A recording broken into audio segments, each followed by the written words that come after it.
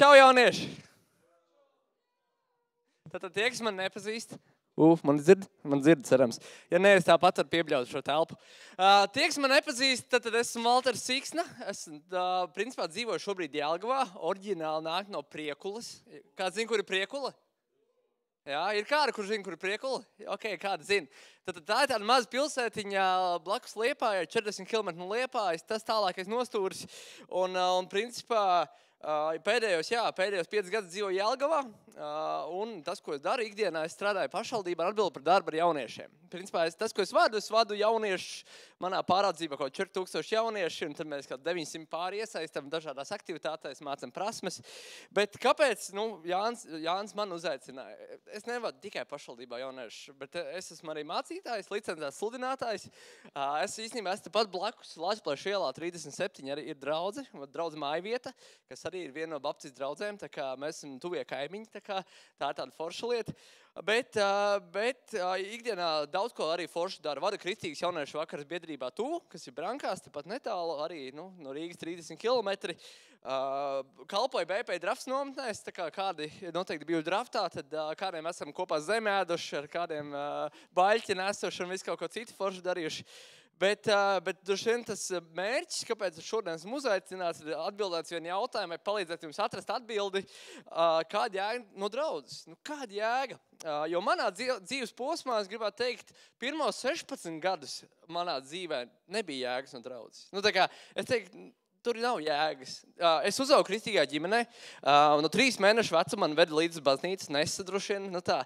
Un tas bija tik smieklīgi, mēs dzīvojam Priekulē, bet mana vecāka kalpoja draudzē Lietuvā. 40 km no mūsu mājām atrodas baznīca Lietuvā, kas ir latviešu Lietuvas draudze. Principā tur runā latviski cilvēki, iet latvieši, bet viņi atrodas Lietuvā, jo viņi Pirmā pasaules kara laikā ļoti daudz cilvēku nopirka zemes, izveidoja tur draudzi, un tad principā tur bija tāda interesanta situācija. Pa lielam svētumi bija latviski, bet vispār dievkalpojumi bija lietuviski. Un arī svētdienas skola bija lietuviski. Un tad man vecāki tur nelaida. Viņi saka, ko tu tur ies, ko tu tur darīsi, tu tāpat nemāki valodu, un tā arī negāja. Un tad tas, ko es darīju visu dievkalpojumu laiku, skāvos savu brāli, tas bija actions. Tad visu kaut ko, nezinu, spēlīts vēlāk, jo radās telefons, arī spēlē kāds spēlīts. Vienreiz brālēns paņēma datoru līdzi, mēs GTA spēlējam dievkalpojumu laikā. Un dažādi citas lietas, bet man tā sajūta, vismaz man bija tajos pirmajos dzīves gados, kad labāk ir palikt mājās un skatīties super bingo, kas gāja svētdienas rītos, nekā braukt uz baznīcu. Pa lielam, tāda godīgi, ja es jums tagad saku, tad labāk ir super bingo. Tā. Un protams, un tā sajūta ir, tas priekš tādām vecām tantēm. Tas viss dievkalpojums, viss, kas tur svētdienā notiek, tas ir rītīgs borings. Forši bija vasarā nometnes, man vecāki palīdzēja organizēt lietuviešu bērniem nometnes jauniešiem, un es aizbraucu tām, tur bija forši. Neviens neko nesprat, protams, ko es viņiem mēģināju pateikt, bet ar žestikulēšanu visu var iziet. Bet tas viss posms, protams, man vecāki arī bija kristieši, viņi gāja Liepājā Pāvila draudzē, un tad mēs, kad braucām Liepāju uz Pāvila draudzē, man vecāki dziedāja korī draudzes. Draudzēs ir kori citās, un tad man arī lika dziedāt korī. Un es tāds sīkais tur stāvu ar savu nošu lapu un tur dziedu, un tad ļāva iet svētdienas skolas. Svētdienas skola labākais, kad bija svētdienas skola, bija kauties ar citiem džekiem. Un tas bija ritīgs actions. Tā bija mana kaut kāda izpratne par draudzi. Man izpratne par draudzi, ka tur ir ritīgi, forši var izkauties citiem čaļiem, ka tur iet vecs stans un opīši un vispārējais, viņi tur kopā dzied un kaut ko klausās, bet tā klausīšanās, tā svētuma parasti 2 stundas, vismaz tā sajūta līmenī, ka tās ir 2 stundas, un tu nevari saprast, kad ātrāk beigsies, un varēs aiziet pāriest normāli. Un parasti tā bija tā mana, es teiktu, līdz tādiem 16 gadiem, tā mana iekšējā sajūta, kā man likās, kādēļ draudze, kāda jēga no draudzes, vecos cilvēkus izklēdēt, lai viņiem tur būtu forši.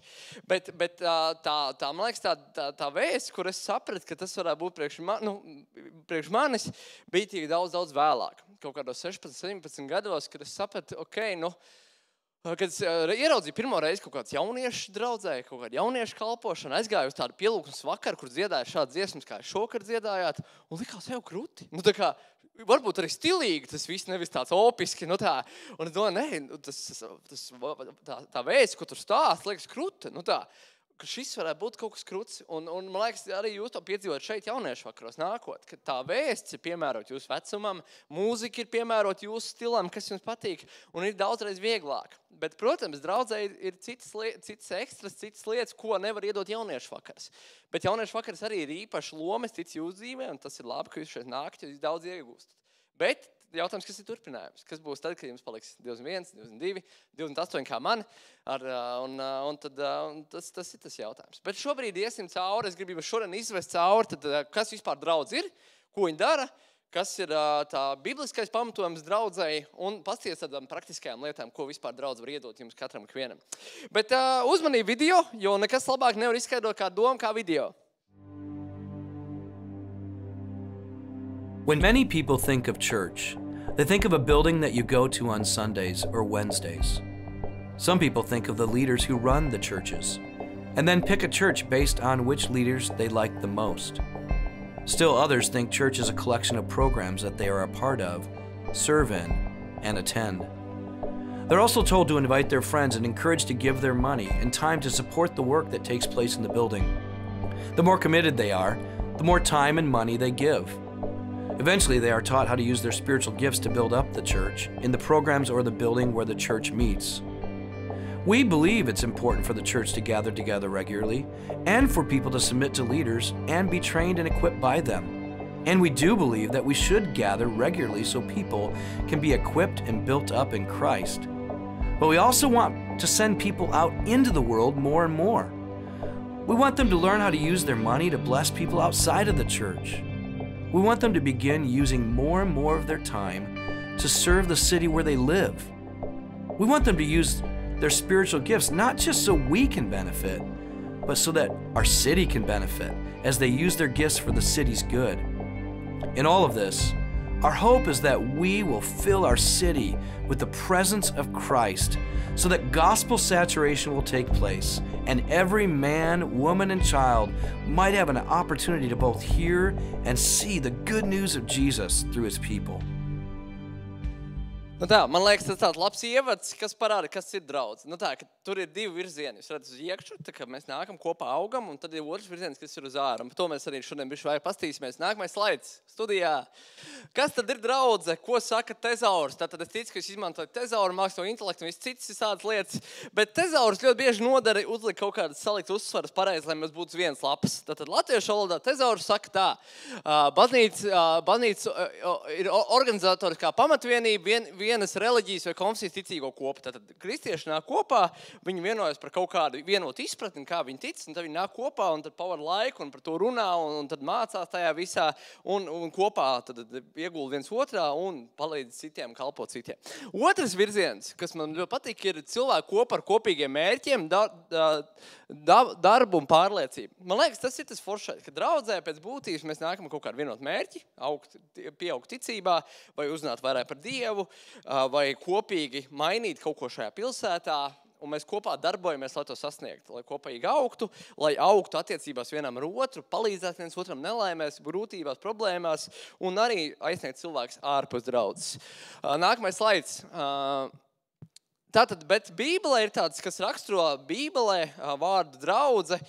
Nu, tā nav ēka. Man liekas, forši mums latviešu valodā ir tas, kad ir baznīca, kas ir ēka, un ir draudze kā cilvēku kopa.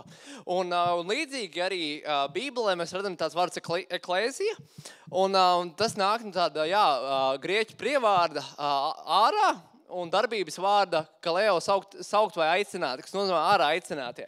Tas nozīmē, mēs esam ārā aicinātie no pasaules, esam aicināti uz kaut kādu pārmainītu dzīvi, uz kaut kādām pārmaiņām, izsaukt ārā, bet nevis tā kā izraut ārā, ka mēs neesam daļa no sabiedrības. Mēs esam izņemti ārā, bet mēs neesam tā kā paņemt debesīs, mēs esam izņemti ārā ar mērķi, ka mēs pēc tam ejam atpakaļ un mainam to sabiedrību, kurā mēs esam.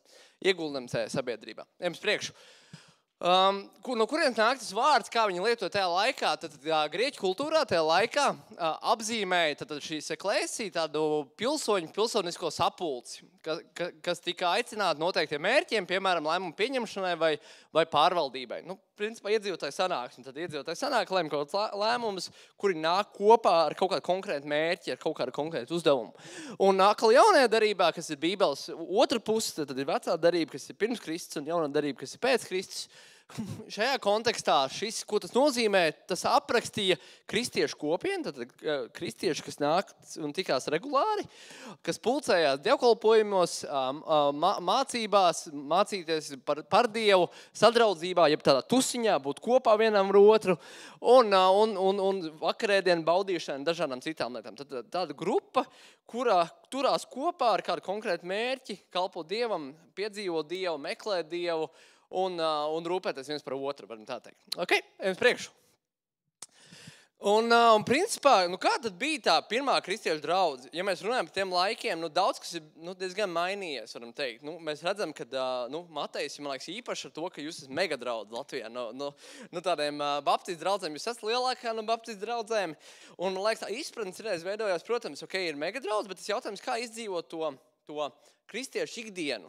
Jo viens ir tas, ka mēs svētdienās nākam dievkalpojumu, ka tur ir kaut kas, tur ir tiešām pielūgsme, tur ir vārds, vispārējais, bet citiem mēs varam aiziet svētdienās, notēlot, ko mēs gribam, un aiziet mājās, un neviens pat nezin, kā mēs jūtamies, kas notiek mūsu dzīvē, un mēs varam tā kā bišķiņ pazust un paslēpties. Un man liekas, tā pirmkristiešu draudze, un es saku, iespējams, jūs to izdzīvot šeit jauniešu vakaros, diskusiju grupās, izdzīvot mazajās grupiņās, varbūt jums tādas ir, un es gribu parādīt, kāda izstījās tā pirmā kristiešu draudze, un iespējams, mēs no tā daudz ko varam paņemt, un saprast, ok, varbūt šāds ir tas veids, kā mēs varam kā jaunieši kopā nākt, dalīties savās dzīvēs un piedzīvot to skaistumu, kas ir draudz, un arī to lielā draudzē var piedzīvot. Un no kurienes tā nāk tas, kad baznīcā dzied, baznīcā runā par Dievu, un tad mēģināsim apskatīties to visu. Tātad apstuļdarbos, nepareizā rakstvieta, apstuļdarbos 2. nodaļā no 43. līdz 47. pantam ir tāda rakstvieta, es jums nolasīšu priekšā. Ik viena dvēseli pildījās ar bību, gan daudz brīnumiem, gan zīmi notika caur apstuļiem. Tad visi ticīgie turējās kopā, un viss viņiem bija kopīgs. Viņi pārdeva savu mantu un īpašums un izdalīja visiem, kā kuram vajadzēja. Dienu un dienas tiem vienprātībā pulcējās templī, bet mājās tie lauza maizi un kopīgi ēda līgsmībā un sirds vienkāršībā, slavēdam Dievu un baudīdam labvēlību tautā. Kungs ikdienas pievienoja jaunas, pievienoja viņu pulkam aizvien jaunas izglābtas. Tad pāris lietas, ko varam izcelt par draudzi, kāpēc draudze ir forša. Tad pirmā lieta, turās viņi kopā. Tas nozīmē, ka tev draudzē ir iespējams atrast līdzīgi domājošos. Cilvēks, ar kuriem ir forši būt kopā. Un es ticu, ka jums šeit ir daudz draugi, ar ko jums ir forši būt kopā, vai ne? Un jūs turties kopā. Un par nedēļu varbūt jūs vēl satiekties. Otrdienā jauniešu vakarā, svētdienā, citreiz vēl par nedēļu aiziet kaut ko kopā apēst. Bet jūs turties kopā, jo jums ir vienādas vērtības, vai ne? Jūs piekrīt man? Tik tālu. Otra lieta, man liekas, kas ir forša, kas bija tajā laikā draudzē, rūpēties par otru cilvēku vajadzībām. Šeit mēs redzam, ka ir pat tāds gadījums, kad cilvēki pārdeva visu, un izdalīja, palīdzēja tam ikvienam, kuram bija kāda vajadzība. Tas bija iespējams, kāpēc viņi tā darīja, jo viņi domāja, ka Jēzus nāks rītdien. Tad tajā laikā tas uzskats, un ko arī mēs šodien ticam, kad Jēzus nāks otrais, un viņš nāks atpakaļ, un viņš nāks mūs izglābt, vadīs mūsu debesīm, un viņi domāja, ka tas būs rītdien, vai tā kā tuvākās nedēļas laikā, bet mēs, protams, 21. gadsimtā jau to cerību bišķiņ esam atlaiduši. Man ticams, kas notiks man dzīves laikā, varbūt pēc 100 gadiem, bet mēs nekad to nezinām, bet mums ir jābūt tam gatavam. Bet tas, ko es gribu teikt, viņi izdalīja mantu, bet man liekas tādā praktiskā nozīmē, tas nozīmē, tad, kad tu redzi, ka kādam no taviem draugiem, jauniešiem ir vajadzība, nezinu, ka viņiem nav ko ēst, nezinu, pabaro viņu, vai nezinu, ja viņam ir vajadzība palīdzība mājas darbā, tu palīdzi viņu mājas darbā. Tas, man liekas, tik vienkārši kā palīdzēt, vai ne? Ir forši, ka jūs varat viens otram palīdzēt. Un tas ir jādara. Man liekas, tas kā kristieši dara. Un nākamā lieta, ko viņi darīja, viņi pulcējās templī. Viņi gāja uz templi. Viņi to varam aktualizēt, kad iet uz dievkalpojumu, iet svētdienās uz dievkalpojumu, bet es domāju, ka tas templis viņiem vairāk bija tāda vieta, kur viņi stāstīja cilvēkiem par Kristu. Tādā ziņā templī tajā laikā uz templi gāja jūdi, kas vēl Kristu nepazina vai nebija izvēlušies ticēt Kristum, un viņi gāja viņiem stāstīt par to, kad ir Kristus, un viņi pat gāja tur vairāk stāstīt citiem. Un tad varam teikt, tas viens uzdevums ir stāstīt citiem, stāstīt saviem draugiem par Dievu, stāstīt, kas Dievs ir, ko viņš izdarīs tavā dzīvē, stāstīt savu stāstu un dalīties ar tiem piemēriem, ko Dievs dara tavā dzīvē. Kas vēl tur ir, ko viņi darīja? Viņi lauza maizi un kopīgi ēda līksmībā sirds vienkāršībā. Man liekas, ir forši, ja mēs varam savā starpā iet maķīt vai uz hesīt vai vienkārši ēst kopā. Jo man liekas, kas varbūt jau augstākā tā laika draudzība ar kādu ir, ja tu viņi ēdi kopā. Un man liekas, kas ļoti līdzīgi ar šodien, ja tu kādu uzaicini pie sevis vakariņās, tas ir līmenis. Ja tu aiziet pie kāda mājās ar viņu vecākiem vai vienkārši uzēdi pie viņa, man liekas, tu esi draugu lokā. Un arī šis arī nozīmē, arī laust maizi ir arī baudīt vakarēdienu. Svētdienās dievkalpojumos, vismaz pirmajās svētdienās, visbiežāk baptistu draudzēs ir vakarēdienas.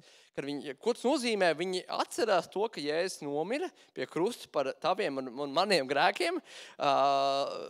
Viņi atcerās, ka Jēzus izlāja asinis, ka viņš nomazgā mūsu grēkus baltais kā sniegu, un ka viņš piedod mums ar to. Un mēs atkal varam atjaunot attiecības ar Dievu ar to. Un tas nozīmē, ka viņi arī to darīja kopā. Un tajā laikā vakarēdienas nebija kā mums vienkārši pirmajās svētdienās viņi satikās. Tajā laikā tā bija normāla praksa, ka tu vakariņu sēdi, davai, atcerēsimies par Kristu kopā. Tā kā šajā brīdī pateiksimies par to, ko Dievs ir darījis. Un viņš vienkārši varēja turpat pie vakariņu galda pacelt maizi, pateikt, reku atceramies, kad Jēzus nomira par mani, rekur ir nezinu, vīns vai vīnogu sula vai tas limonāda vai Coca-Cola, un kad viņš izlāja asins par mums. Kad arī tajā laikā tā kultūra bija mazliet citādāk, kā tas ir šodien, bet tas neliedz arī mums to darīt šodien. Atcerēties to, ko Jēzus ir izdarījis par mums katru vienu. Un ko viņi darīja tālāk? Viņi slavēja Dievu, dziedāja dziesmas, lūdza kopā Dievu, dalījās ar stāstiem, ko Dievs ir darījis, slavēja Dievu. Man liekas, tas arī ir svarīgi. Un man liekas, šie visi elementi visbiežāk parādās draudzē. Mēs gan slavējam Dievu, gan ar to viņu iepazīstam, gan mēs dzirdam par Dievu liecībās, mēs baudam vakarēdienu, mēs turamies kopā. Un tas rezultāts, kas ir, viņiem ikdienas pievienoja jauns izglābtos. Man liekas, tā ir tā uzticība, ja tu esi uzticams tajā, ticības dzīvē, tad dabiski, man liekas, tā ir pievilcīga dzīve.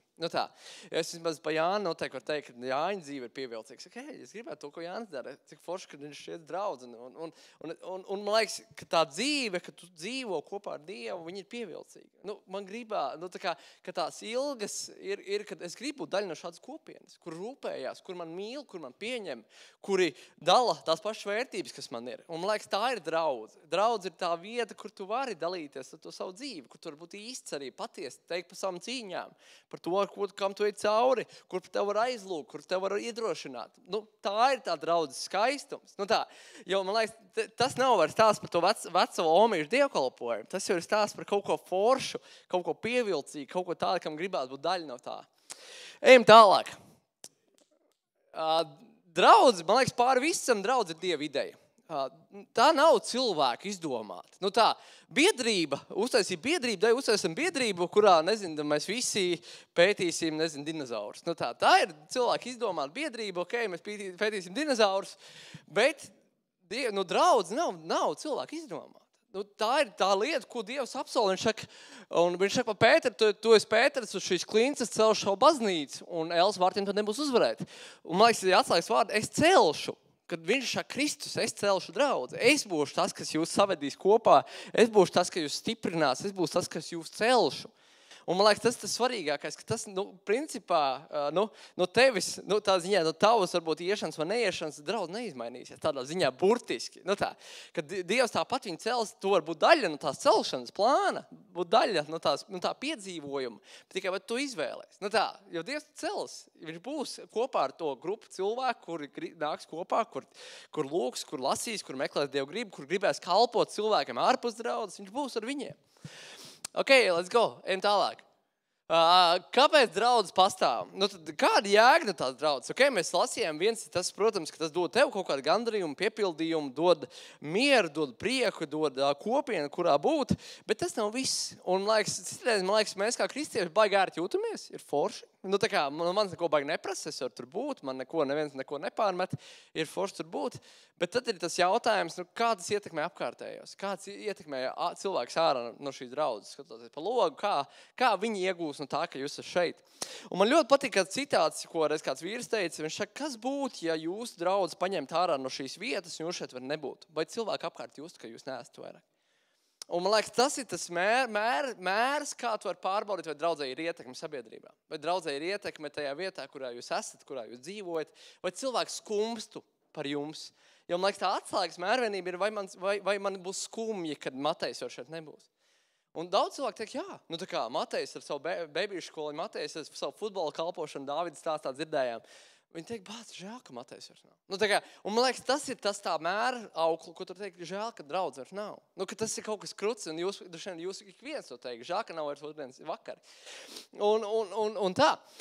Bet tas, kāpēc ir draudzi, šī tāda sarežģīta varbūt liekas, kāds sakars, kas tur rakstīts. Bet viņš saka, bet mēs esam izredzēti cilts, ķenišķīgi priesteru saime, svēta tauta, tā īpašums, kas jūs no tumsas ir aicinājis savā brīnumainā gaismā. Lai jūs sludinātu viņu izcilos darbus, jūs, kas reiz nebijāt Dieva tauta, bet tagad esat Dieva tauta, jūs, kas nebijāt apžēloti, tagad esat apžēloti. In general, tas, ko šī rakstiet pasaka tādā vienkāršā valodā, mēs esam starpnieki starp cilvēku, kur Dievu nepazīst, un Dievu. Un mēs varam būt tie, kas parāda tiem cilvēkiem, kur Dievu nepazīst, kāds ir Dievs. Un man liekas, tā iekrāsotā vieta tādā latviešu valodā nozīmē darīt Dievu populāru. Darīt Dievu populāru, darīt Dievu slavenu. Ar vienkārši, ka jūs parādat viņu citiem. Un tas, ko Dievs sagaida mums. Ejam tālāk. Un ļoti otra tāda, man liekas, zīmīga rakstvieta, kurā arī Dievs mums saka, tie, kas izvēlējušies sekot Kristum, atdot savu dzīvi tam, gribētu dzīvot kopā ar viņu, saka, bet tagad no šīs dienas, kad tu izdari izvēli sekot Kristum, jūs esat zemes sāls. Un tur rakstīt, bet ja sāls kļūst nederīgi, ar ko tad, lai to padara sāļu? Tā nedara vairs nekam, kā vien ārā izmešanai, lai cilvēki to samītu. Jūs esat pasaules gaisma, pilsēta, kas atrodas kalnā. Tā nevar būt apslēpta. Gaisma kliedētas, neviens to neliek zem pūra, bet lukturī, un tas spīd visiem, kas namā. Tāpat, lai jūsu gaisma spīd cilvēku priekšā, tā kā tie redz jūsu labos darbus un godājus tēvu, kas ir debesīs. Tātad divas lietas, zemes sāls un pasaules gaisma. Tātad abas lietas ir liela ietekmi. Tātad sāls piedod garšu. Tā kā kaut kāda pasaulē, tad jūs radat kaut kādu garšu pievienoto vērtību šajā pasaulē, vidē, kurā jūs esat. Kristietis jebkurā vidē, arī darba vidē, skolas vidē, augstskolā, jebkura izceļās ar savām vērtībām un tu ietekmē to vietu, kurā tu esi. Padomā, nezinu, visi nezinu, kuras biedri grib špikot vai visi Bastonas skolas ir, nevajag. Tā kā mēs ar to sāpināsim skolotāju vai es negribu sāpināt Dievu ar to. Un tev ir kaut kāds iekšējais kompas, kas iet pretrunā tur, kur iet sabiedrība. Vai saka, davai apsmējam viņu, davai paņirdzam par viņu, vai nozogam viņu somu, vai vēl kaut ko. Un saka, varbūt nevajag. Un ka tu ar to savu varbūt tādu vienkāršību, un tu saka, davai nezogam no darba, nenesam mājā. Ar šīm lietām jūs ietekmējat to vidi īstenībā ļoti, kad jūs stāvat par savām vērtībām un ietekmējat to. Un sālī forša lieta, viņa konservants ir. Arī senos laikos gaļu lika sāls mucās, lai viņi ilgāk uzglabātos. Un kad jūs kā sāls uzdevums ir saglabāt šo sabiedrību pēc ilgāk jēgpilnu tādu, kur ir forši dzīvot, kur ir labas vērtības, un tas ir mūsu kā draudzes uzdevums, ietekmēt sabiedrību uz labu. Un neklusēt arī, ka tā iet kaut kur šajā. Otra lieta par gaismu. Viņš saka, mums ir jābūt gaismai, mums ir jāspīd, mums ir jāietekmē arī ar gaismu. Un gaisma arī ļoti daudz foršas īpašības. Man liekas, arī tums izspīdina gaisma. Tur, kur ir gaisma, tur nav tumsa. Un tas atkal ienes kaut kādu cerību, ienes gaismu. Gaisma ir visādi cietnieciskas īpašības, gan, es zinu, kad ir gaismas terapijas, un tas palīdz cilvēkiem. Īpaši, man liekas, es lasījis, kad vietās, kur cilvēki dzīvo tumšos apstākļos, tur viņi izmanto saules gaismu, lai neiekrīt depresijā.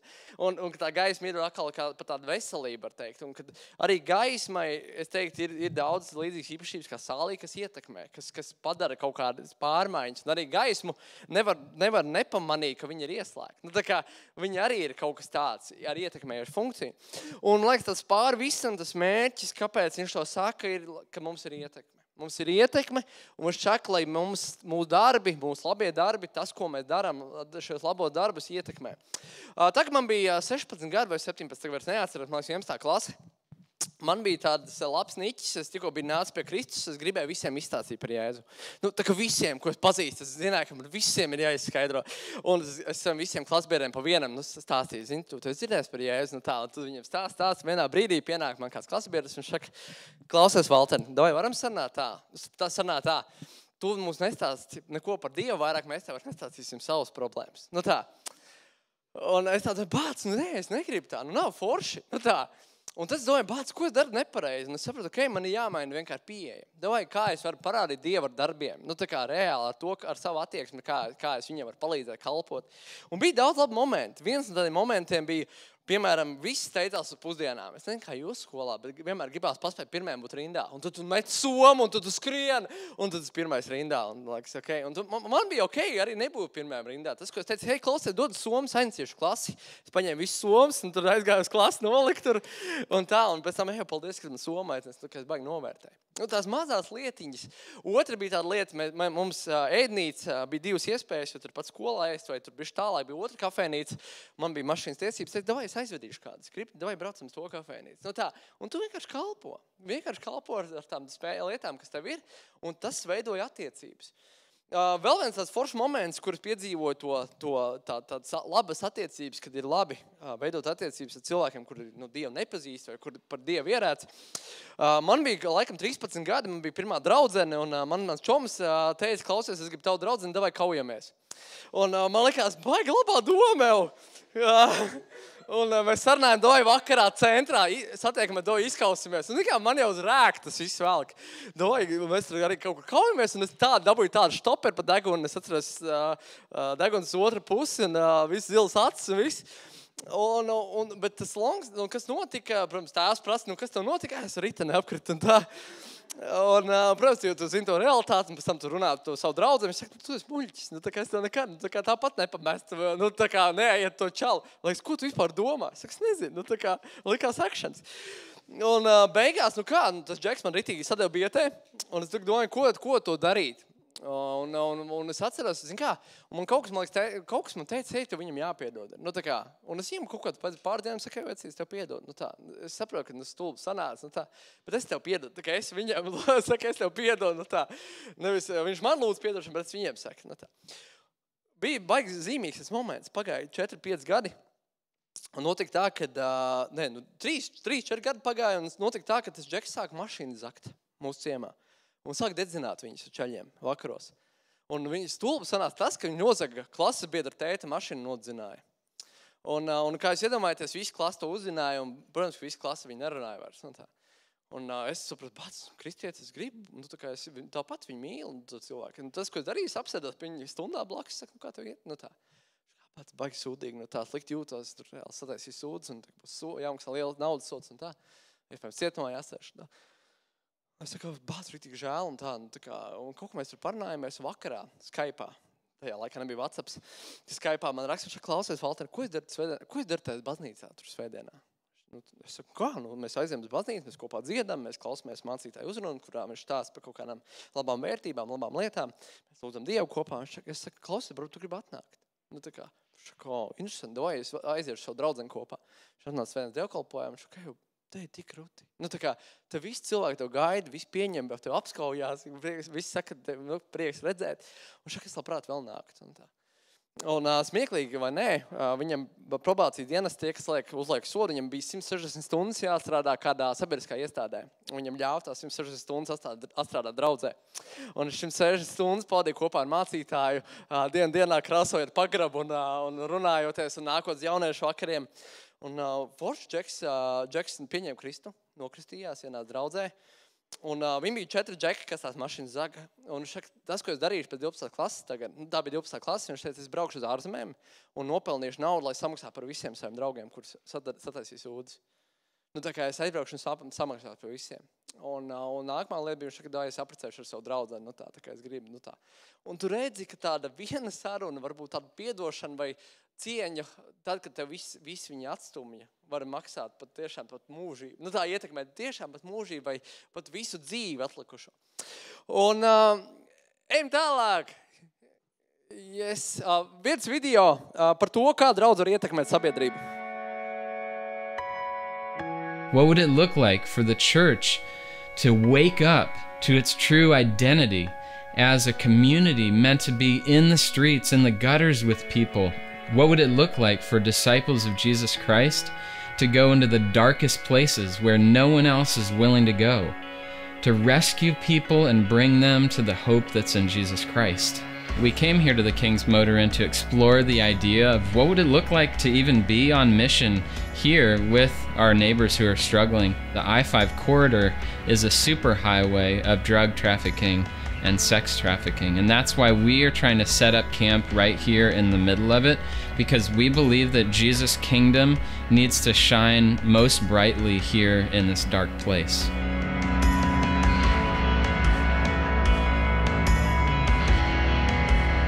It's incredible what happens every weekend as we come here. We'll rent a room, we often cook out, we've had face painting, there's a bunch of kids who actually stay here with their families, and every single weekend we see Jesus doing amazing things in the hearts and minds of the people we're meeting.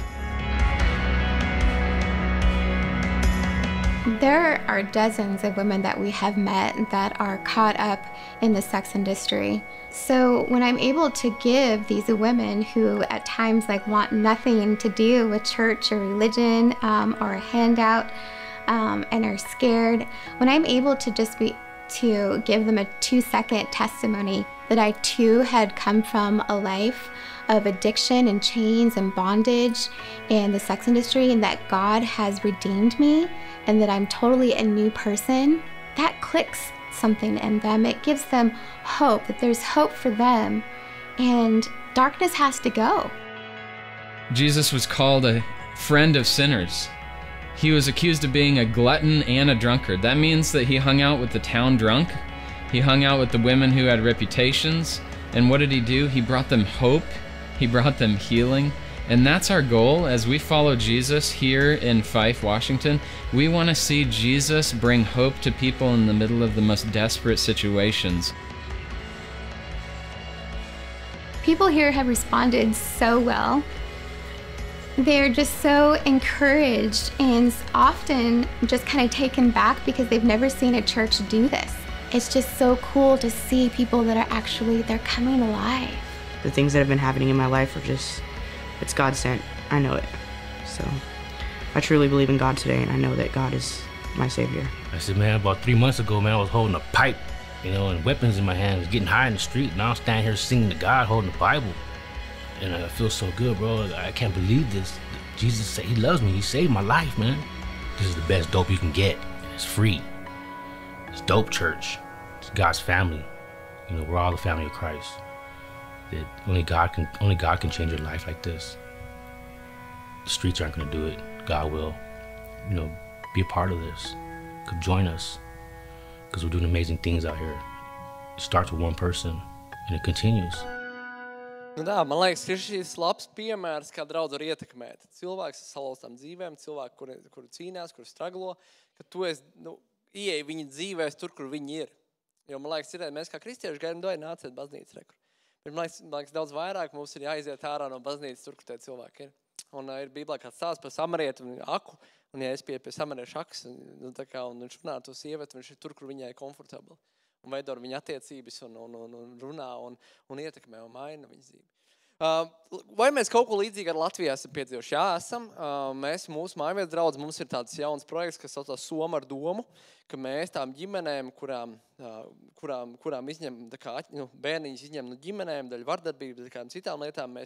Tas, ko mēs darām, mēs sapakojam, mugursomu, lai tām pirmajai dienai, kad to bērniņu ieved jaunā ģimenē, viņam ir kaut kādas lietas. Viens projekts, piemēram, kā mēs kā draudzi ietekmējam, Aivies draudzi sabiedrību. Mēs ar biedrību tuvu kaut kādas 5-6 gadus jau taisam vasarā remonta projektus, ko tas nozīmē. Vācijā kāda draudze, Vaiheimas draudze, arī gribēja ietekmēt sabiedrību. Un viņi saka, mēs varētu reizi gadā, kā draudz, uzbūvēt vienu jūras konteineru, pārbūvēt pa māju kādai ģimenei Latvijā. Un tas, ko viņi dara, viņi visu pilsētu samobilizējuši ap to. Visu pilsētu gaida, kad mēs to konteineru būvēsim, jo tas ir lielākais pasākums ciemā, kad viņi var kaut ko ietekmēt. Un viņi tur ziedo putoplastu, ziedo dēļus, ziedo visu, un kopā būvē, kopā skrūvē, kopā dara. Un tad sūta uz Latviju kādai ģimenei, kur ir nonākusi grūtībās. Mēs esam palīdzējuši ģimenēm, kur aug 4 bērni, kur istabā nav pat ūdens iekšā, nav pat toaleti iekšā. Un mēs vienkārši aizvedam, noliekam šo konteineru, pārbūvējam to māju. Iespējams, mēs pat esam māju 4 dienās pārbūvējuši ar 50 cilvēku komandu. Un mēs vienkārši, tā kā Amerikā tās filmas, kādreiz bija 4 dienās tur māju pārvēršās un atbrauc ģimenes, wow, crazy! Un mēs izdarām to Latvijā. Un, man liekas, tas ir tik krūti redzēt, ka tu vari ietekmēt. Tu vari ietekmēt kādu cilvēku dzīvi, kaut vai vienu cilvēku dzīvi. Un, man liekas, tas ir tas draudzes skaistums, ka tu vari nest kādas izmaiņas, ka tu vari nest izmaiņas sabiedrībā. Ejam priekšu. Man liekas, tā draudzes 3 virzieni, ko es jau bišķi minēju, bet te ir tāds salikts lapas, un man liekas, šo es vienmēr turu sev priekšā, kad es domāju par jauniešu kalpošanu vai jebkuru lietu, ko mēs kā draudz daram. Ir 3 virzieni, kur, man liekas, mums ir jāaug vai jābūt kā draudzei uz augšu, uz attiecībām ar Dievu, ka mums ir jāaug, un man liekas, to arī jūs dara šeit, klausoties uzrunas, mācoties par Dievu, lūdzot, lasot, iet uz augšu. Mēs kopā augam attiecībās Kristu. Mums ir jāaug uz iekšu kā šai grupai, mums ir jāveido šeit draugi, jāiepazīstās, jātusē, jāpar laiks arī ārpus jauniešu vakariem, un jāiet uz āru. Un, man liekas, tā ir tā 3. virziens, iet uz āru un ietekmēt. Labi, uz priekšu. Un tad es tādu sametu kopā, kas tad ir tā draudzes tāda, praktiskā puse, ko tad draudz var iedot. Un es vienkārši uzskaitīju pāris lietas. Tā ir vieta, kur augt attiecībās ar Dievu kopā ar citiem. Tā ir vieta, kur piederēt, vieta, kur kopā garīgi augt, reāli draugu un sadraudzība, atbalsts dzīves izaicinājumos, vieta, kur attīstīt savus talants, atklāt savu garu dāvanas, vieta, kur atklāt savu aicinājumu, iespēju darboties un kopā mainīt pasauli, vieta, kur mācīties mīlēt un piedot. Šeit var piedzīvot mentoringu, kad ir kādi vecāki brāļi vai māsas, vai kur palīdz un tev māca dažādas gan praktiskas lietas, gan arī ticības lietas, kā mēs dzirdējam Dāvida, ka Emīls viņa tur mentorēja un mācekļoja un sagatavoja ticības dzīvei. Veselīgas attiecību prasmes. Šeit jūs varat ieraudzīt, kā bērns audzināt, esot kopā ar citām ģimenēm, kādus labos piemērus. Jūs varat piedāt lūkšanas spēku, ka par jums aizlūdz, ka jūs varat izteikt savu grūtību un par jums lūdz un Dievs darbojās. Vieta, kur uzdot grūtos jautājumus. Kā šito lietu risināt? Es reāli stragloju, nezinu, pornogrāfiju, stragloju ar šo tēmu. Man vajag palīdzību, es nezinu, ko darīt. Man neviens nevar dot atbildi uz šo jautājumu. Kopīgi piedzīvojumu pasākumu, es zinu, ka jums nometni būs redzēja, nometni, jauniešu vakar, dažādi citas foršas lietas. Dzīves piemēri, cilvēki, no kā mācīties, mēs šodien dzirdējam Dāvida stāstu. Foršs Dāvids, reāli krudžeks, gribētu kā Dāvids. Gribētu savu dzīvē redzēt to, ko Dāvids dara, piemēram. Vieta, kur piedzīvot dziedināšanu, kad Dievs iejaucās, izmaina, dziedina, pārveido. Un, man liekas, šīs tās visas lietas, kas ietekmē, kas izmaina, kas padara draudz krūtu. Ka tas nav omīšu vieta. Un, man liekas, tas, ko es jums gribu pateikt, kad arī jauniešiem ir vieta draudzē, jauniešiem ir iespēja. Man liekas, Matejs, kā viens, ko mēs dzirdējam, Dāvids, kaut kā saka, futbola kalpošana. Kāpēc? Nē, cool. Ja to var pastāstīt gan cilvēkiem par Jēzu, gan foršpādu laiku kopā, why not? Nezinu, kaut kādu podkāstu kalpošanu uztaisiet. Uztaisiet kaut kādu, man liekas, jums ir podkāstu kalpošana, tā jau ir aizņemta. TikTok kalpošana, influencējiet, dažādi cits foršas lietas, kas ir, man liekas, ir tik dažādi veidi, atrodiet to savu talantu, mēģiniet. Man liekas, draudz ir ideālākā vieta, kur mēģināt un sākt taustīties un darīt lietas. Un es ticu, arī Jānis jūs atbalstīs. Ejiet pie Jāņa, saka, man tāda ideja, varbūt mēs to varam jauniešu vakarā. Es ticu, ka Jānis palīdzēs jums to izdarīt.